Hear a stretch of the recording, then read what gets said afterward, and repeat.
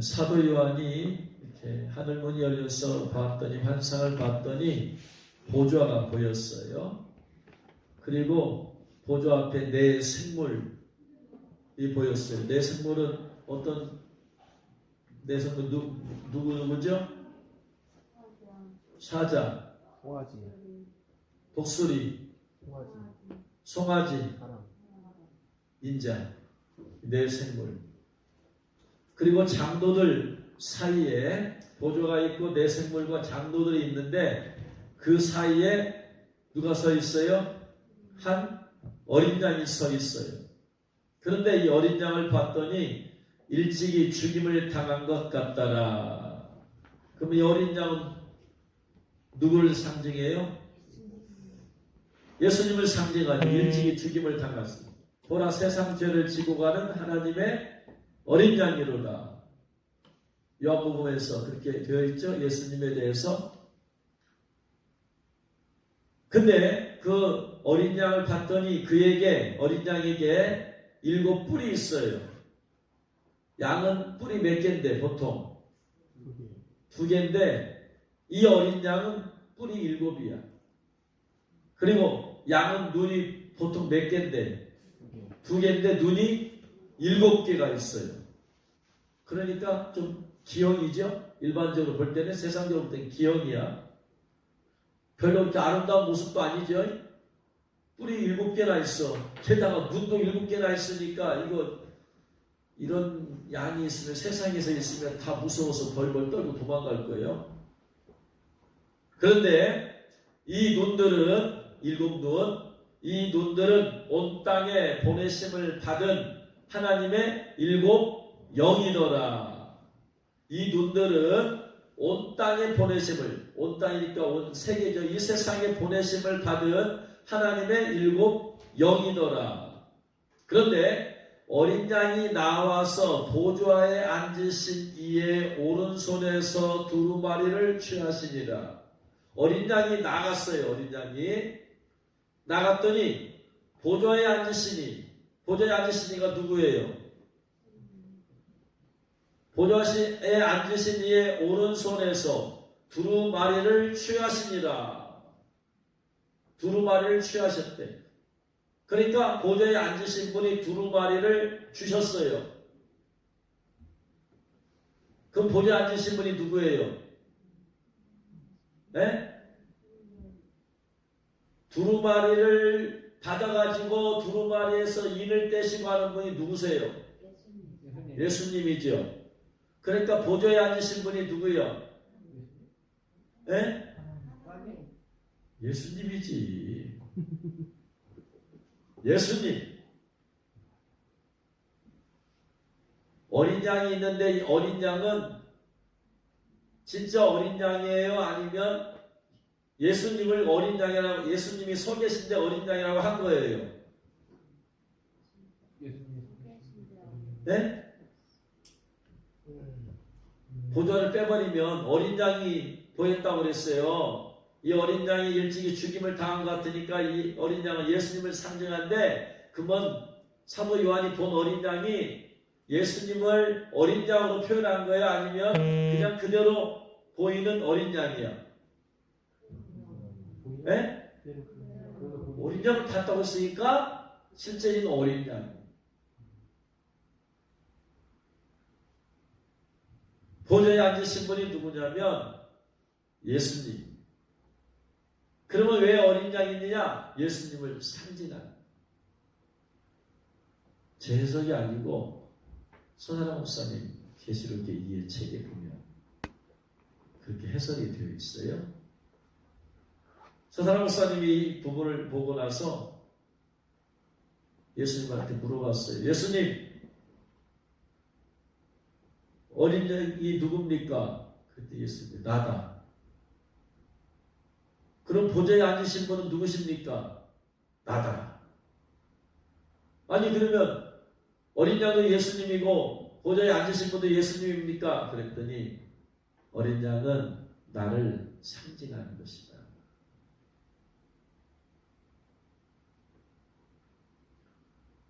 그래서 보좌에 앉으신 분이 예수님이세요. 그리고 그 앞에 어린 양이 있는데 예수님을 상징하는 그런 양이죠. 그런데 그 어린 양에게 뿔이 7이 있고 눈이 7이 있다고 그랬어요. 그런데 눈에 대해 설명을 하는 거예요. 이 눈들은 온 땅에 보내심을 받은 하나님의 7영이라고 그랬어요. 하나님의 7영. 하나님의 7영. 7영에 대한 그 단어가 요한계시록에 몇 군데 나오죠? 요한계시록 1장 4절 말씀 보세요. 요한계시록 1장 4절.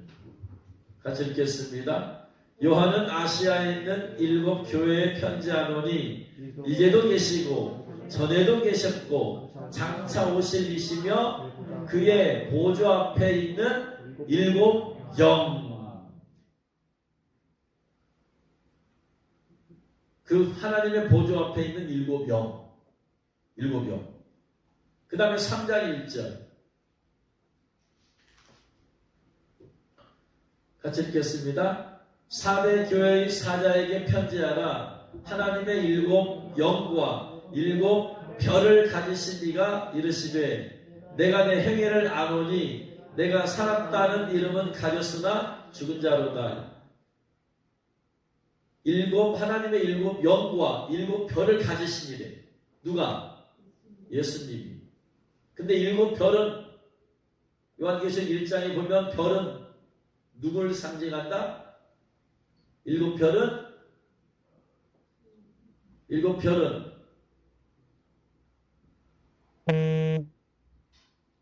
요한계시록 1장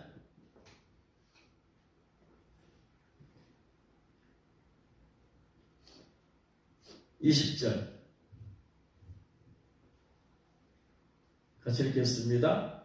내가 본 것은 내 오른손에 7 별의 비밀과 또 7 금촛대라. 7 별은 7 교회의 사자요 7 촛대는 7 교회니라. 촛대는 무엇을 상징하고?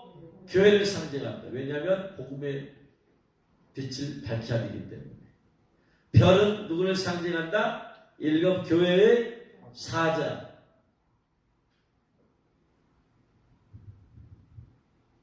7 교회를 담임하고 있는 대표.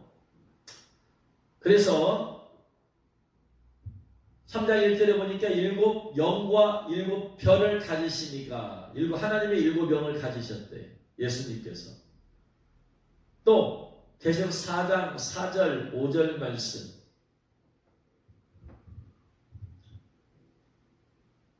같이 읽겠습니다.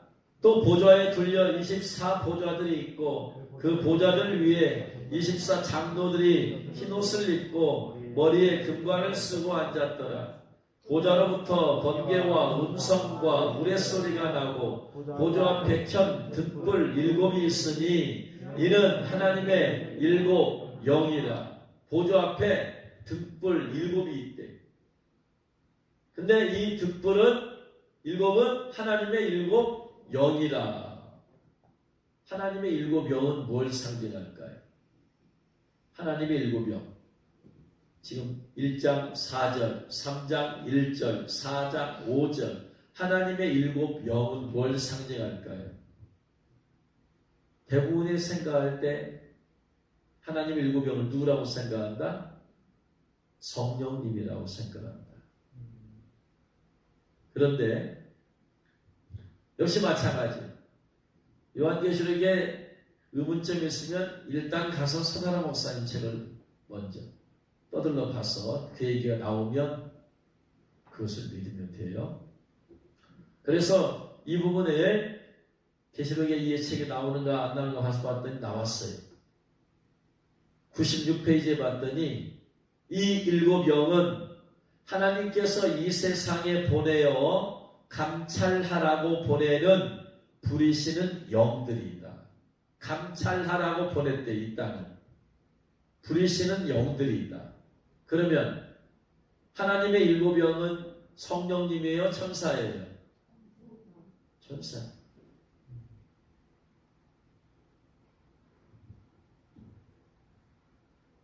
하나님의 일곱 영이니까 그냥 우리는 성령님이시구나 그렇게 생각하는데 천사들이다. 온 세상에 보면 일곱 천사. 그러니까 일곱 천사가 이 세상의 모든 정보들을 다 감찰하고 하나님의 눈으로 감찰해가지고 하나님께 알려드립니다. 그래서 저는 성령님인 줄 알았어요. 그랬더니 성령님이 아니고 일곱 천사다.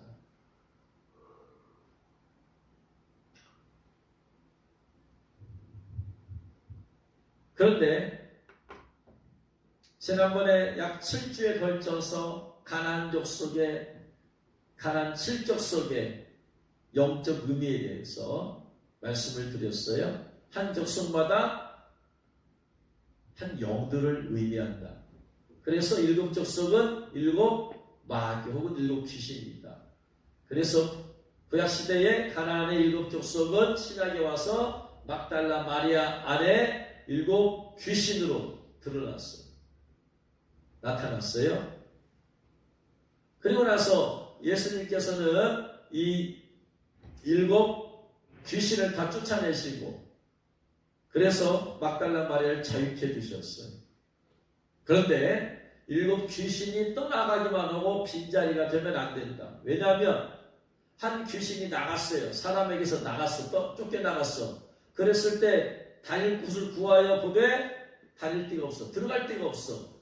내가 나온 내 집으로 돌아오리라 하고 나서 와보니까 그 집이 소재되고 수리되었어. 그러니까 자기보다 더 악한 귀신 일곱을 데리고 들어와 버린다. 귀신이 나가는 게 문제가 아니야. 나가고 난 다음에는 그 다음에는 반드시 채워져야 된다. 할렐루야. 채워지지 않으면 귀신은 빈 둥지를 보고 다시 들어와 버려. 그래서 축사만이 문제가 아니라 축사하면서 그걸 채우고 말씀으로 채우고 하나님의 영으로 채우고 계속해서 이것이 돼야 된다. 축사만 하고 나면 빈 자리가 되면 다시 귀신이 또 들어와. 사람들은 귀신만 나가면 다 해결되는 줄 알아. 아니요. 채워지지 않으면 귀신 저보다 더 흉악한 귀신 일곱을 데리고 들어오는 거예요. 더 심각해지는 거예요. 축사만 받으려고 하지 말고 귀신이 쫓겨나온 다음 반드시 내 안을 채워라. 그래야지 귀신이 들어오지 못해요.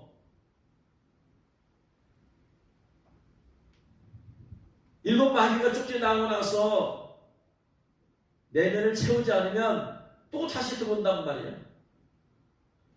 그러면 일곱 마귀를 쫓아냈으면 하나님의 일곱 영으로 채워야지. 할렐루야. 근데 제가 지금도 정확하게 알 수 없고 구분할 수 없는 게 있어요. 성령님과 천사에 대해서. 여러분도 모를 거예요. 어떤 게 성령이 일하신 것이고 어떤 게 천사가 일한 것이냐. 영안이 안 열리니까 알 수가 없어요. 영안이 열리면 이거 성령님이 일하신 것이구나. 영안이 열려서 딱 보면 천사가 일하고 있구나. 알 텐데 영안이 안 열려 있으니까 이걸 구분을 할 수가 없어. 주님께서 제게 말씀하셨어요. 근데 이거 주님이 직접 말씀하신 것인지 주님이 가브리엘 천사장처럼 천사를 보내어서 제게 말씀한 건지 전 정확하게 구분이 안 될 때가 있어. 물론 크게 보면 주님이 말씀하신 거야. 왜? 천사가 와서 말을 해도 자기 입으로 말하는 게 아니고 주님의 말씀을 전달하기 때문에 그래요. 주님이 말씀하신 거야. 근데 정확하게는 잘 모르겠어. 성령의 은사와 능력을 행할 때 우리는 다 주님께서 행하셨다고 하는데 그건 아니죠. 주님께서 직접 행하신 것도 있지만 예를 들어서 치유가 나타났어요. 우리는 주님께서 치유했다고 하지만 사실은 많은 책을 보면은 그 치유는 누가 한 것이다. 치유하는 천사가 동원되어서 한 거예요. 축사도 예수님을 할 때 주님께서 친히 쫓아냈다고 하지만 주님께서 전투하는 천사를 보내줘서 하게 하신 것입니다. 영안이 안 열리니까 정확하게 구분이 안 돼. 생각해 보세요. 내가 예수님의 명에서 귀신 나갔어요. 그럼 주님이 직접 하셨다면 이 시간에 주님은 나에게만 역사하고 있어. 전 세계 수많은 사람이 하지 않냐고. 아니. 은사라는 것은 주님이 그러한 사역을 하는 천사를 붙여줍니다. 예수님으로 축사할 때 천사가 와서 일을 하는 거예요. 근데 정확하게 제시카 윤 목사님 책에도 보면은 제시카 윤 목사님이 내게 천사 2명이 붙어서 어둠의 영들을 쫓아내고 죽이고 했다고 하잖아요. 화모, 애죠? 그 두 천사 이름이 나와. 근데 보통 사람들은 주님이 하셨다고 하지만 주님이 그 사역만 하나 붙잡고 계신다 이 말이 아니다. 주님에게는 수많은 천사가 있기 때문에 영적 전투하는 천사 2명을 제시카 윤 목사님 보내준 거예요. 그래서 그 천사들은 계속해서 영적 전투하는 거예요. 그래서 우리는 이 땅에 살면서 영안이 닫혀져 있기 때문에 그러면서 정확히 구분을 못해요. 우리가 기도해서 응답이 되었어요. 응답이 되었다는 얘기는 주님이 친히 응답을 만들어내셨느냐? 아니면 주님께서 응답이 이루어져서 천사를 보내서 일을 시켰느냐? 정확하게 구분을 못해. 다니엘 기도했을 때에 누가 응답을 가지고 왔어요? 천사가 가지고 왔잖아. 그러다가 막혔잖아. 그랬더니 또 주님이 직접 와서 그 어둠의 영들을 물리쳐줬어요? 미가엘 천사장을 보냈잖아. 그래서 영적 전투를 통해서 통로가 열리니까 그 천사가 응답을 가지고 오잖아요. 21일 만에. 그래서 우리가 흔히 말하는 주님께서 하셨다는 것의 대부분은 사실은 주님께서 천군 천사들을 보내서 행하게 하신 것입니다. 그래서 성경의 영이라고 하면은 우리는 대부분 다 성령님만 생각하는데 천사도 영이에요. 영적 존재다 이 말이에요. 그것에 대한 정확한 구분을 못하고 있는 거예요. 영에 갇혀서. 아무튼 가나안의 7 족속은 7 귀신, 7 마귀를 상징한다. 그 7 마귀는 아담의 성품 속에 들어와 있었고 아담의 후손인 모든 사람의 성품 속에 그 7 마귀가 들어와 있었어. 다 들어와 있어요. 그것이 구체적으로 나타난 것이 막달라 마리아. 그리고 이 어둠의 영 7 족속 마귀를 다 쫓아내고 난 다음에 그게 문제가 아니고 하나님의 7 영으로 충만하게 채워져야 된다. 안 채워지면 빈 둥지에 다시 또 들어온다. 그래서 하나님의 7 영으로 채워져야 된다. 하나님의 7 영으로 채워진다는 얘기는 보통 사람은 성령 충만함을 생각해요. 성령 충만. 그런데 꼭 그것이 성령 충만함을 의미하지는 않는다. 왜냐하면 천사들도 영이기 때문에. 그래서 우리가 7 족속 마귀를 쫓아내는 목적은 요한계시록에 나오는 하나님의 7 영으로 우리가 충만하게 채워져야 된다. 할렐루야. 이게 완성이 완성. 7 족속 쫓아내는 게 문제가 아니고 하나님의 7 영으로 충만하게 채워져야 된다. 그래서 요한계시록에 하나님의 7 영을 지금 찾아본 거예요. 그럼 하나님의 7 영이 뭐냐? 이사야 11장 1절 2절 말씀이라고 했어요. 이사야 11장 1절 2절 같이 읽겠습니다. 이새는 줄기에서 한 싹이 나며 그 뿌리에서 한 가지가 나서 결실할 것이요 그의 위에 여호와의 영 곧 지혜와 총명의 영이요 모략과 재능의 영이요 지식과 여호와를 경외하는 영이 강림하시리니. 요한계시록에 나오는 하나님의 7 영은 이사야 11장 2절에 정확하게 나와요. 예수님에게 하나님의 7 영이 임하여. 요한계시록 그러시잖아요. 예수님을 상징하는 어린 양에게 7 눈이 있는데 이 7 눈은 하나님의 7 영이다 그랬어요. 근데 그 7 영은 성령을 의미하는 게 아니고 누구를 상징한다? 천사를 상징한다. 온 땅을 감찰하라고 보냄을 받은 일곱 천사를 말한다. 그 예수님에게 그 구체적인 일곱 영이 누구냐 했을 때 2절에 그의 위에 예수님이 위에 첫 번째 여호와의 영, 두 번째 지혜의 영, 세 번째 총명의 영, 네 번째 모략의 영, 다섯 번째 재능의 영, 여섯 번째 지식의 영, 일곱 번째 여호와를 경외하는 영.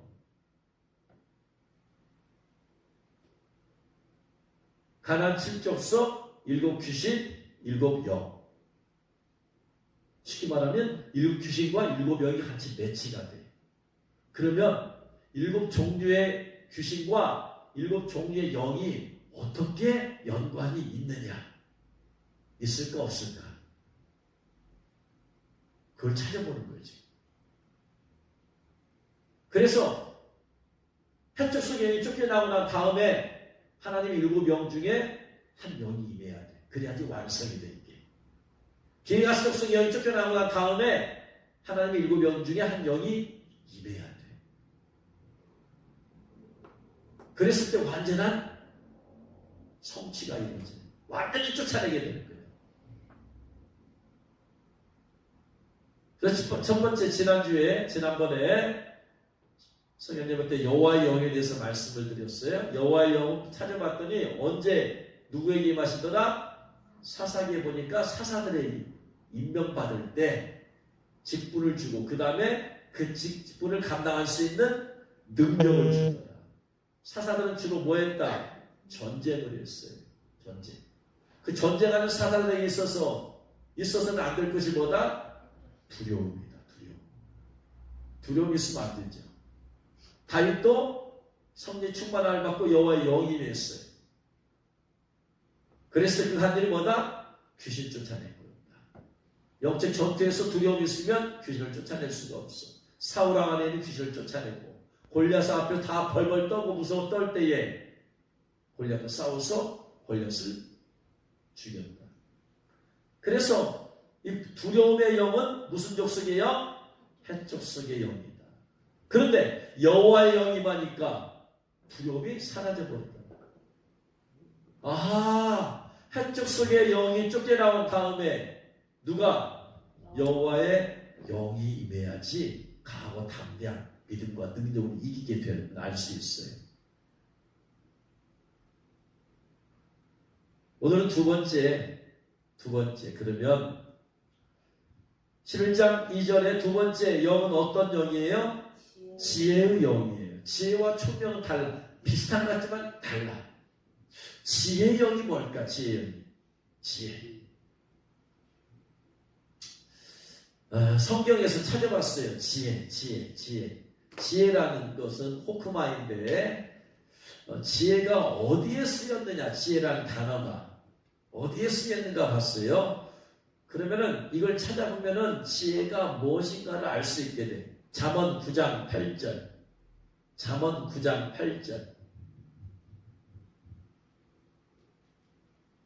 같이 읽겠습니다. 거만한 자를 책망하지 말라. 그가 너를 미워할까 두려우니라. 이 반대죠. 누구를 책망하라? 지혜 있는 자를 책망하라. 그가 너를 사랑하리라. 거만한 자와 지혜 있는 자를 대조시켰어.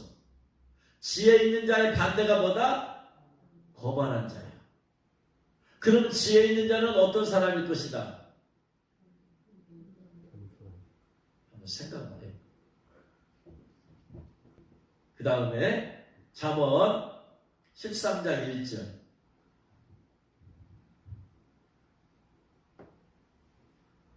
같이 읽겠습니다.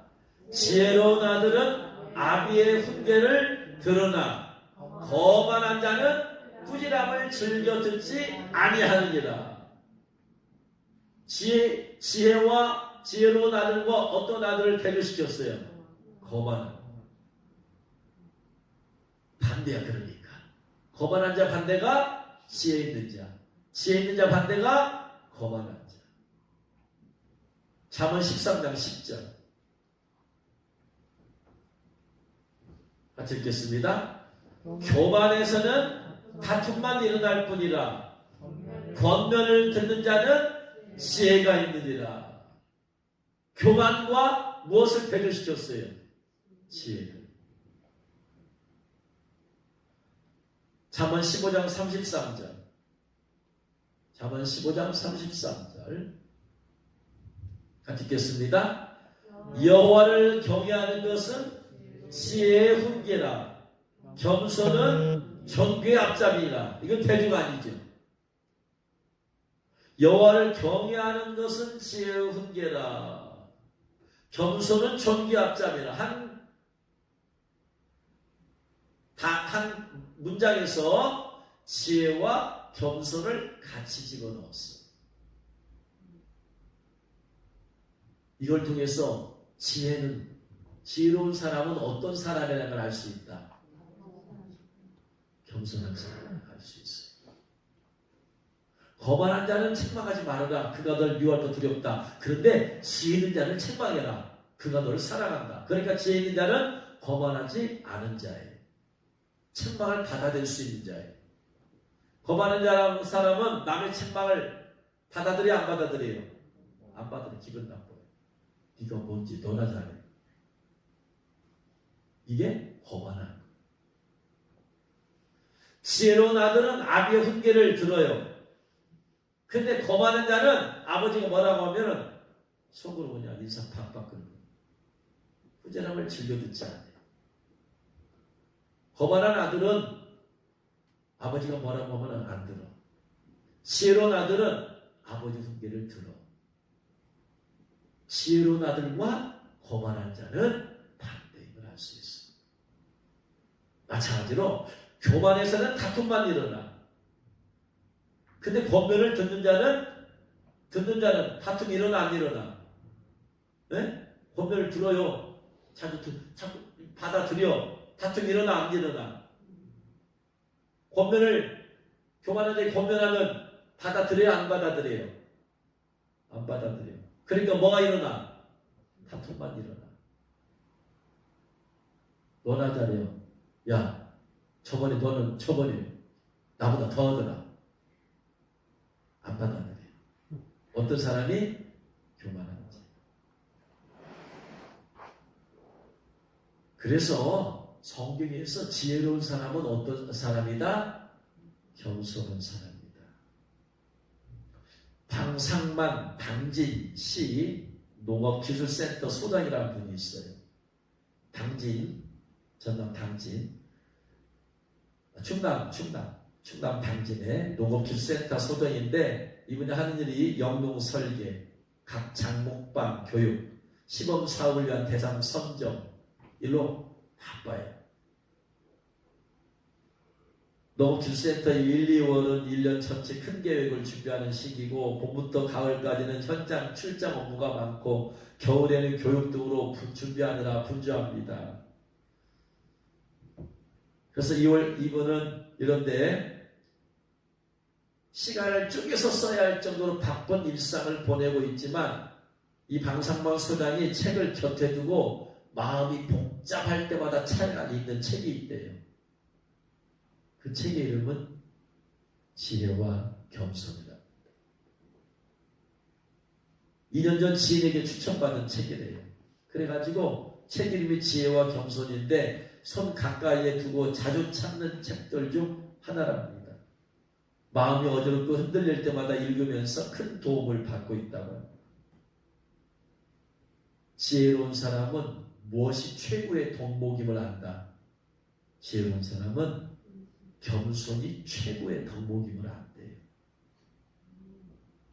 탈무드에서 지혜로운 사람은 누구에게나 배울 수 있는 사람이에요. 누구에게나.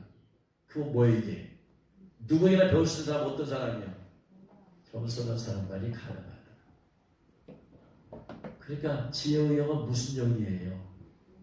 겸손. 솔로몬이 지혜를 달라고 했잖아요. 이 말은 무슨 말이냐? 여러분, 이스라엘에서 이 지혜를 하나님께로부터 받고 달라고 하는 것은 뭘 탁 보면 지가 툭 떠오르는 게 그게 아니야. 그게 아니고 이런 얘기가 있어요. 두 이스라엘 사람이 한 사람이 좋은 땅을 보고 땅을 사고 싶어서 팔라고 해서 샀어요. 그래가지고 땅을 산 사람이 땅을 파봤더니 거기서 금덩어리가 나왔어. 이 사람은 그 사람을 찾아갔어요. 그래가지고 여보시오, 내가 당신에서 땅을 샀지 내가 금덩이를 산 게 아닙니다.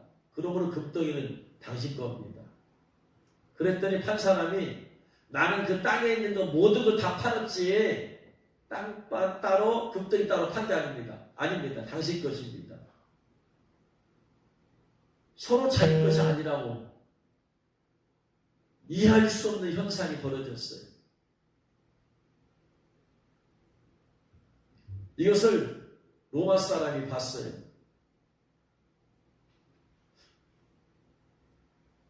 이해할 수가 없죠, 여러분. 서로 자기 것이라고 할 텐데 이스라엘 사람은 안 그러더라 이 말이에요. 그래서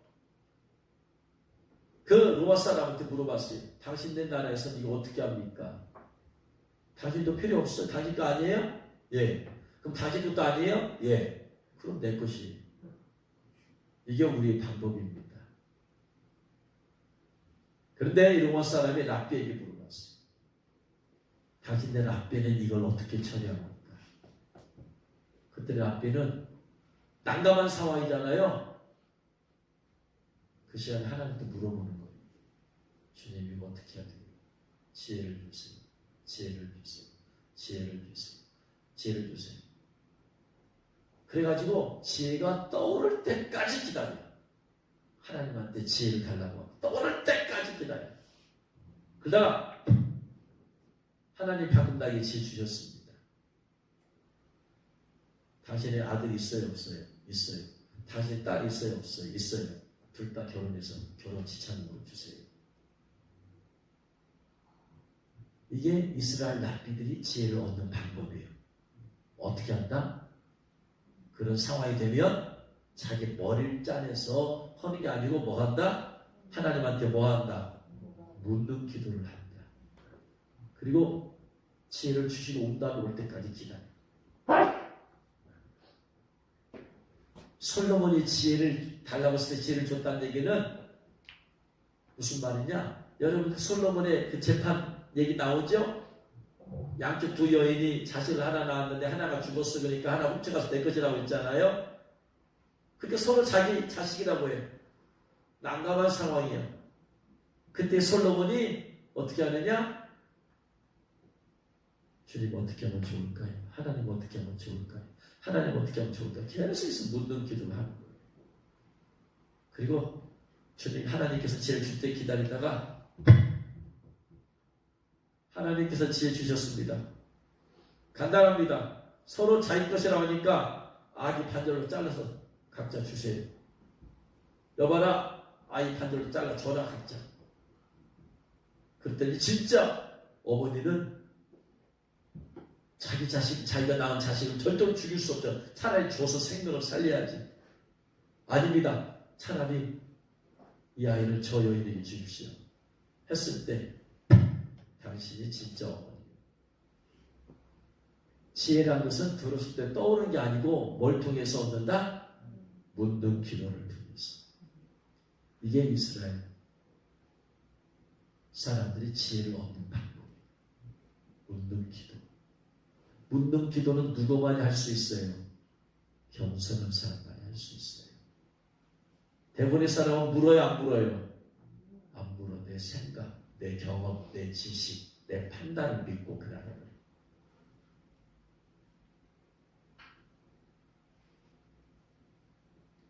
그러니까 지혜라는 것은 겸손이에요. 겸손. 이 세상에서 누가 제일 지혜로운 사람이냐? 자기를 낮추는 사람이 제일 높지.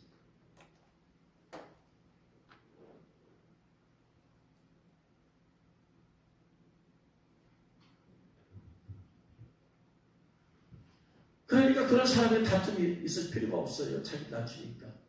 하나님께서 어떤 사람을 높여줘요? 자기를 높인 사람이에요? 낮추는 사람이에요? 낮추는 사람. 하나님께서 자기를 낮춰라. 그런 너희를 높이시리라. 사람들은 자기 힘과 자기 방법과 자기 노력으로 높아지려고 그래. 근데 지혜로운 사람은 절대 그렇게 하잖아. 하나님 높여주셔야 높아지는 거야. 할렐루야. 그래서 하나님 앞에 하나님 높여주는 방법보다 계속 낮추는 거. 높여주면 또 낮추고, 높여주면 또 낮추고, 높여주면 또 낮추고, 자기를 낮추는 만큼 하나님 높여주신다. 할렐루야. 이게 지혜의 영이에요. 지혜의 영이 머리가 똑똑해서 깨닫고 그게 아니라 우리는 그렇게 생각을 해. 너 참 지혜롭구나. 그 지혜가 하나님에게서 나왔어. 예수 믿지는 알지 않는 아이가 뭐가 막 똑똑하고 너 지혜롭구나. 천만의 말씀. 그건 지혜로운 게 아니야. 하나님 묻지도 않았어. 하나님도 알지도 못해. 근데 어떻게 하나님의 지혜를 주세요? 줄 수가 없어요. 그래서 지혜로운 사람은 항상 자기를 낮춰야 돼요. 항상. 그러면 가나안 족속의 7족속 중에 자기를 높이는 족속의 영이 뭐예요? 연상법을 연광법으로 하세요. 연광법으로. 사람들이 화장품을 발라가지고 자기 막 아름답고 예쁘게 바르려고 막 화장품을 막 싸우고 막 그 화장품의 이름이 뭐다? 아모레 화장품이야. 이것도 비슷한 족속이 뭐예요? 아모리 족속이야. 전 그렇게 기억이 떨어지니까 그렇게 아모리 족속. 근데 아무리 높여봐도 높을 수 없네. 아모리 족속은 자기잖아요. 아모리 족속은 자기를 드러내는 거예요. 높아지려고 하는 거예요. 교만의 말이에요. 아모리 족속은. 이 아모리 족속을 쫓아내는 방법. 첫 번째, 회개해야 돼요. 자기 자랑하면서 산 거 회개해야 된다. 내가 높아지려고 했던 거 회개해야 된다. 교만한 거 회개해야 된다. 두 번째, 영이기 때문에 예수 이름으로 쫓아내야 돼요. 세 번째, 마지막으로 내게 하나님 지혜의 영으로 길을 부어 주옵소서. 할렐루야. 그래서 지혜의 영은 어떤 족속을 완전히 진멸하는데 아모리 족속을 완전히 진멸하는데 최고다. 할렐루야.